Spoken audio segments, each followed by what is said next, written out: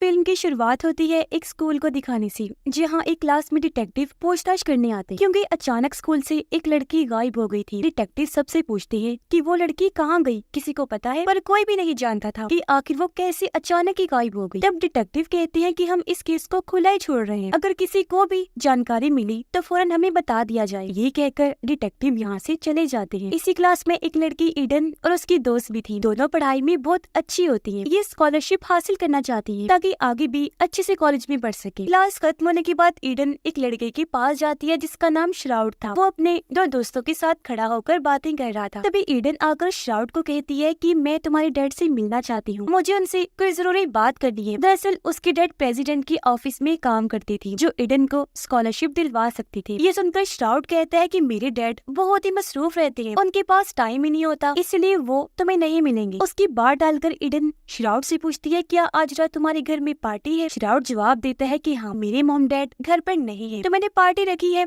जिसमें मैंने अपने सभी दोस्तों को बुलाया है। अगर तुम भी अपनी दोस्त के साथ आना चाहती हो तो आ सकती हो। ये कहकर वो यहाँ से चला गया। इस बात से ईडन खुश हो ही रही थी कि तभी यहाँ उसकी दोस्त भी आ गई, जिसे ईडन पार्टी के बारे में बताकर कहती है कि रात को तैयार रहना, हम भी श्राउड के घर पार्टी में जाने वाले। रात होते ही ईडन पार्टी के लिए तैयार हो गई, जहाँ उसकी डैड गाड़ी में उसे छोड़ने जा रहे थे। रास्ते में ये लोग ईडन की दोस्त को भी ले लेते हैं। फिर ईडन की डैड श्राउड के घर इन्हें छोड़कर चले गई। दोनों लड़कियां पार्टी में आ जाती है, जहाँ श्राउड की दोस्त दोनों के मोबाइल ले लेती है। बताने लगी कि इस पार्टी का एक असूल है कि यहाँ कोई भी मोबाइल इस्तेमाल नहीं कर सकता। जिसके बाद दोनों ऊपर गई ताकि श्राउड से मिल सके, क्योंकि ईडन का प्लान था कि मैं अपनी बातों से श्राउड को मुतासिर करूंगी ताकि वो मुझे अपने डैड से मिलवा सके। सबसे पहले ईडन अपनी दोस्त को श्राउड की दोस्त के पास भेजती है ताकि वो ईडन के पीछे ना आ जाए। तब उसकी दोस्त श्राउड की दोस्त को अपनी बातों में उलझाकर शराब पीने के लिए ले जाती है, और जब श्राउड अकेला था तब मौके का फायदा उठाकर ईडन उसके पास आई, बातें करने लगती है। ईडन की दोस्त जब उससे बातें कर रही थी तो श्राउड का दोस्त उससे काफी मुतासिर हो गया। उससे पता चला कि ईडन की दोस्त म्यूजिक प्लेयर है। पार्टी चल ही रही थी कि तभी यह गायब हुई लड़की की बहन आ जाती है। उसने पार्टी में हंगामा कर दिया, जोर जोर से वो बोलने लगी। सबको कहती है कि बताओ आखिर ऐसे कैसे मेरी बहन अचानक गायब हो सकती है। ये देखकर सब लोग गायब लड़की की बहन के पास गए, उसे शांत करने लगते हैं। अब श्राउड को मुतासिर करने के लिए ईडन कहती है बेचारी काफी परेशान है, किस तरह रो रही है। ऐसा करती हूँ मैं इसे घर छोड़ाती हूँ, फिर पार्टी में वापस आ जाऊंगी। इस पर श्राउड मान गया। वो अपनी गाड़ी की चाबी ईडन को दे देता है। ईडन गायब लड़की की बहन को गाड़ी में छोड़ने के लिए चली जाती है। जब वो घर पहुंची तो ईडन को एक सिल्वर का बना हुआ दिल देती है। बताने लगी कि मेरी गायब बहन ये सिल्वर का दिल हमेशा अपने पास रखा करती थी, इसे देखकर मुझे उसकी बहुत याद आ रही है, ना जाने वो कहाँ होगी। ये कहकर वो जज्बाती हो गई और ज्यादा रोने लगती है। फिर गाड़ी से उतरकर अपने घर चली गई, जबकि ईडन वापस पार्टी में आ जाती है। श्राउड उसे घर के अंदर लाकर पूरा घर दिखाने लगा। अपनी फैमिली की सारे मेंबर्स की तस्वीरें भी दिखाता है। फिर ये बताता है कि मेरी फैमिली बहुत अमीर, साथ ही वहाँ पड़े काफी पुराने वक्त के हथियार औजार वगैरह भी दिखाता है, ये बताते हुए कि मेरी फैमिली के बहुत सारे लोग शिकारी भी थे। जिसके बाद ये दोनों एक गेम खेलने के लिए आगे बढ़े। ये तभी यहाँ ईडन की दोस्त भी आ गई, जिसने बहुत ज्यादा शराब पी ली थी। उसे इतना नशा चढ़ा हुआ था कि वो तो ठीक से चल भी नहीं पा रही। उसे पकड़कर ईडन श्राउड से पूछती है कि इसे कहाँ लेकर जाऊँ। श्राउड बताता है कि इसे ऊपर वाले कमरे में ले जाओ। ईडन ने ऐसे किया,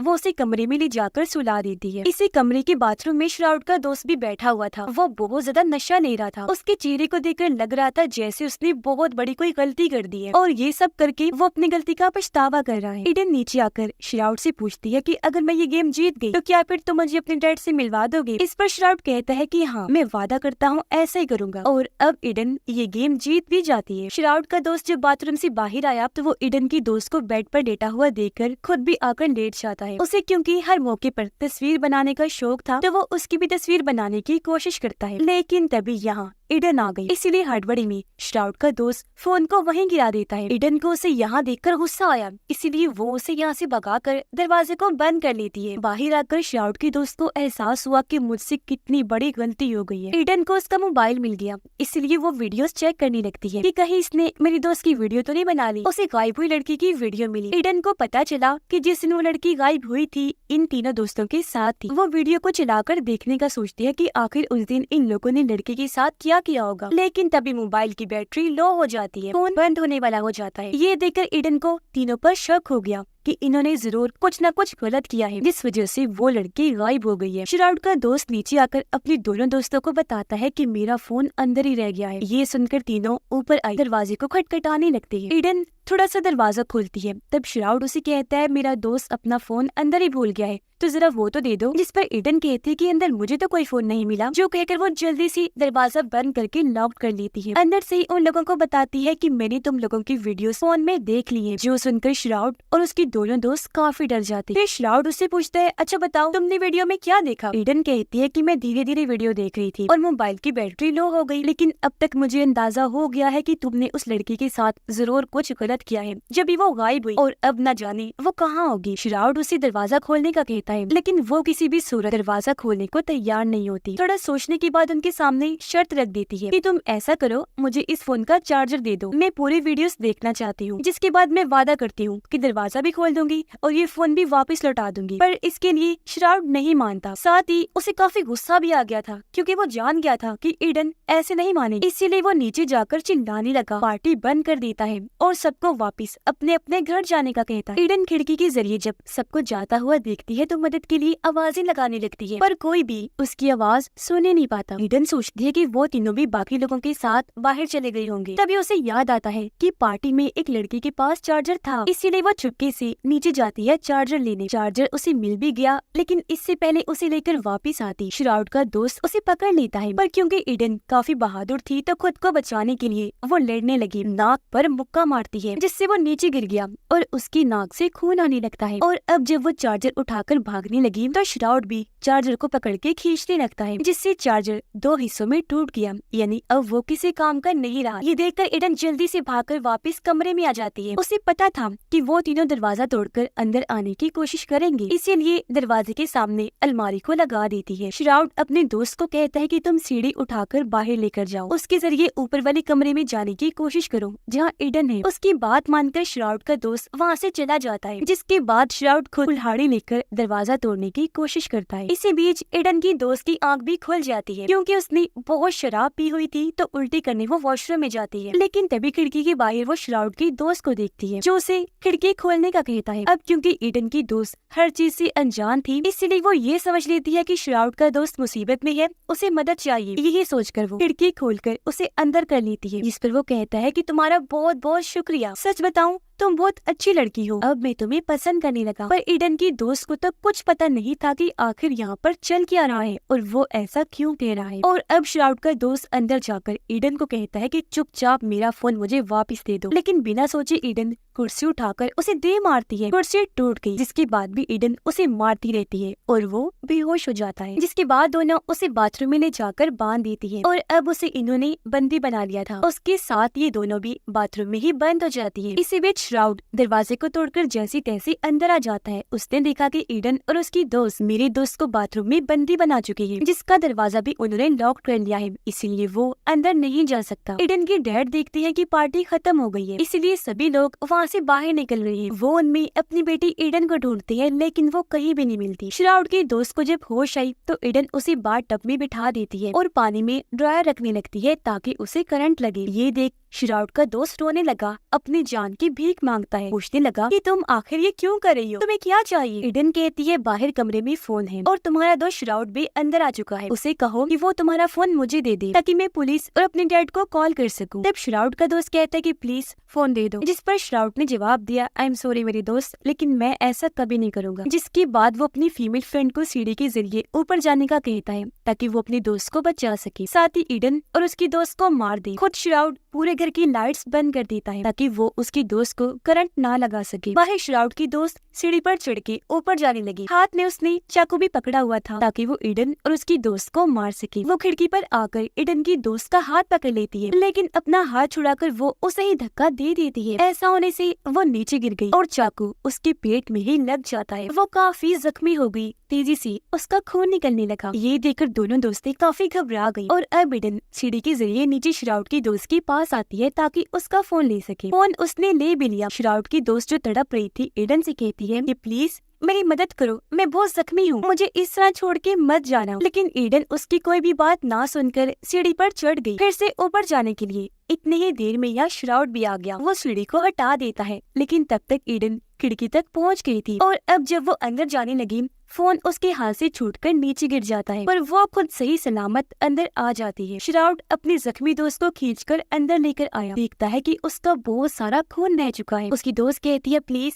मुझे हॉस्पिटल ले जाओ वरना मैं मर जाऊंगी। लेकिन श्राउड ऐसा नहीं करता, क्योंकि अगर वो इसे हॉस्पिटल ले गया तो खुद भी पकड़ा जा सकता था, तो उसे ऐसे ही मरने के लिए छोड़कर ऊपर जाने लगता है। ईडन अब अपनी दोस्त को सारी बात बता देती है कि आखिर यहाँ पर क्या चल रहा है, जो सुनकर उसकी दोस्त कहती है देखो हमें इनसे या किसी से कोई लेना देना नहीं है, वो हमारी तरफ से जो मर्जी करे, हमें उनका फोन वापस कर देना चाहिए ताकि हम भी यहाँ से चले जाएं। पर जब ईडन ने ऐसा करने से मना कर दिया तो वो उल्टा ईडन से ही लड़ने लगी, उससे फोन छीनने की कोशिश करती है। इसी बीच वो घर के बाहर ईडन की डैड की आवाज सुनती है, जो कि अपनी बेटी को ढूंढते हुए यहाँ भी आ गई थी। उनकी आवाज सुनकर ईडन बाहर आई, अपनी डैड से पूछती है कि आप यहाँ पर क्या कर रही हैं डैड। इससे पहले वो कोई जवाब देती, पीछे से श्राउड आकर उन पर हमला कर देता है, जिससे उन्हें थोड़ी बहुत चोट लग जाती है। श्राउड ने हाथ में कुल्हाड़ी पकड़ी हुई थी। वो ईडन को कहता है कि मेरी दोस्त का फोन मुझे दे दो वरना मैं कुल्हाड़ी से तुम्हारे डैड का गला काट दूंगा। ये सुनकर ईडन की दोस्त काफी डर गई और वो जल्दी से फोन लेकर नीचे रख देती है। पर श्राउड,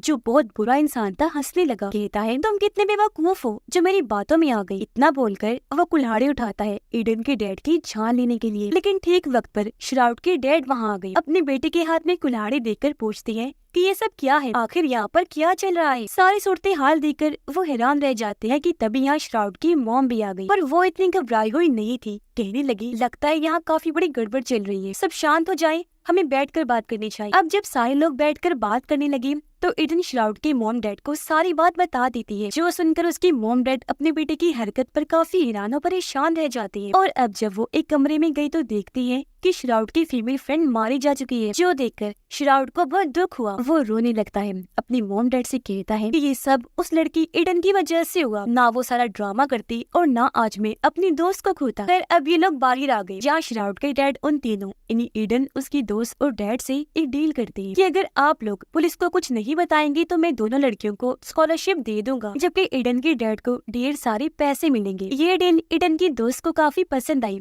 वो लेने के लिए तैयार हो जाती है। लेकिन ईडन कहती है कि बहुत गलत बात है, ये आखिर एक लड़की का सवाल है। आप जरा ये सोचे कि उसकी मॉम डैड पर क्या गुजर रही होगी। आई एम सॉरी, उस लड़की के लिए मैं ये डील नहीं ले सकती, क्योंकि जो श्राउड और उसकी दोस्तों ने किया जुर्म है, और एक जुर्म में मैं किसी का साथ नहीं दे सकती। यहाँ सबके सामने वो फोन को चार्ज करके वीडियो देखने लगती है, जिसमें उन्होंने देखा कि मजे में श्राउड ने अपनी गाड़ी को उस लड़की में मार दिया। उस बेचारी की मौके पर ही मौत हो गई थी, जिसके बाद तीनों दोस्तों ने उसकी लाश को नदी में फेंक दिया। ये देखकर तीनों काफी डर जाते हैं और वहाँ से भागने की कोशिश करने लगे। वो जा ही रही थी कि तभी अचानक बेहोश हो जाते हैं, क्योंकि श्राउड की मॉम ने उन्हें पीने के लिए जो ड्रिंक दी थी उसमें एक गोली मिला दी थी, जिससे इन तीनों का जिस्म पैरालाइज हो जाएगा, यानी वो चलने फिरने के काबिल नहीं रहेंगे। ईडन को जब होश आई तो वो खुद को अपने डैड और दोस्त को एक गाड़ी में पाती है और देखती है कि श्राउड हमें भी उस नदी के पास ले जा रहा है। श्राउड उसे बताता है कि मैंने ये प्लान बनाया है कि मैं तुम तीनों को अब गाड़ी समेत नदी में फेंक दूंगा, ताकि पुलिस को ये लगे कि गाड़ी का एक्सीडेंट हुआ, तुम्हारी गाड़ी नदी में गिर गई, जिस वजह से तुम सबकी मौत हो गई है। ईडन देखती है कि मेरे डैड और दोस्त को अभी भी होश नहीं आई है। पर अब जब ये नदी किनारे आए तो श्राउड की मॉम उसकी दोस्त को कहती है कि तुमने अपने दोस्त की लाश को भी तो ठिकाने लगाना है ना, तो इसे भी गाड़ी में रख दो। उसने ऐसा ही किया, वो अपनी दोस्त की लाश को भी गाड़ी में रख देता है। और क्योंकि श्राउड कोई सबूत रखना नहीं चाहता था, इसलिए वो पीछे से आकर अपनी दोस्त पर हमला करके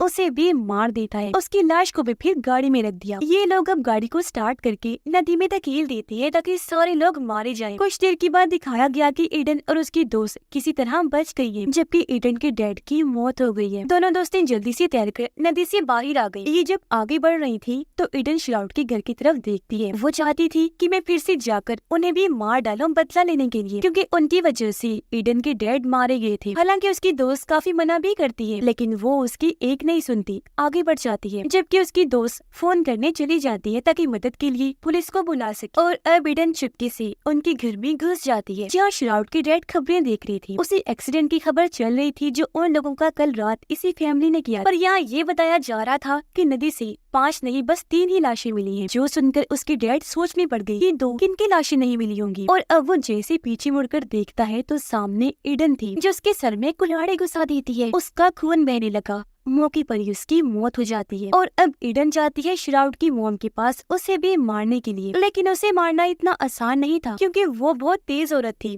लड़ना उसे काफी अच्छे से आता था। वो ईडन को पहले काफी पीटती है, फिर उसका गला दबाकर मारने की कोशिश करती है, लेकिन यहाँ ईडन बड़ी चालाकी से उसे बाथ टब में फेंक देती है। फिर वो ड्रायर भी चलाकर पानी में छोड़ देती है। इससे श्राउड की मॉम को जोरदार बिजली का करंट लगा। वो इतना तड़पी कि वही मारी जाती है। श्राउड घर वापस आकर अपनी मॉम डैड को आवाज लगाता है, पर जब वो कोई जवाब नहीं देती तो श्राउड समझ जाता है कि कोई गड़बड़ है। वो गन उठाकर अंदर गया तो अपनी मॉम डैड की लाश को देखता है और यहाँ उसकी आंखें खुली की खुली रह गई। वो काफी हैरान और परेशान रह जाता है। घबराता हुआ जब बाहर आया तो ईडन को देखता है जो उन्हीं की गाड़ी में बैठी हुई थी। उसे देखकर श्राउड गोली से मारने जाता है, लेकिन वो पहले ही गाड़ी उससे टकराकर नीचे कुचल देती है, जिससे वो काफी जख्मी हो गया। उसकी हालत काफी खराब हो गई। तब उसकी गन उठाकर ईडन उसे मारने की कोशिश करती है, पर ये उससे नहीं हो पाता। रोते हुए वो गन नीचे फेंक देती है। तब इसी बात का फायदा उठाकर श्राउड उठा ईडन की जान लेने के लिए, पर ठीक वक्त पर यह ईडन की दोस्त आ गई। वो गन उसे जोर से देकर मारती है, जिससे श्राउड भी यही मारा जाता है। दोनों दोस्तें मिलती हैं। ईडन रोते हुए उसका शुक्रिया अदा करती है कि तुमने मेरी जान बचाई। और फिर तभी इन दोनों को बचाने के लिए यहाँ पुलिस और रेस्क्यू टीम भी आ जाती है, जो और कोई नहीं बल्कि ईडन की दोस्त लाई थी। उसे फोन मिल गया था जिसकी मदद से वो पुलिस को यहाँ बुलाने में कामयाब रहे और अब पुलिस दोनों को सही सलामत बचा लेती है। पर इस सब में बेचारे ईडन के डैड मारे गए, जबकि वो फैमिली और श्राउड के दोस्तों को अपने गलत कामों का सबक मिल गया। उन्होंने एक लड़की के साथ गलत किया था जिसकी सजा भी वो पा चुके थे। सबकी ही जान चली गई और इसी के साथ ही इस फिल्म की कहानी भी यहीं पर खत्म हो जाती है।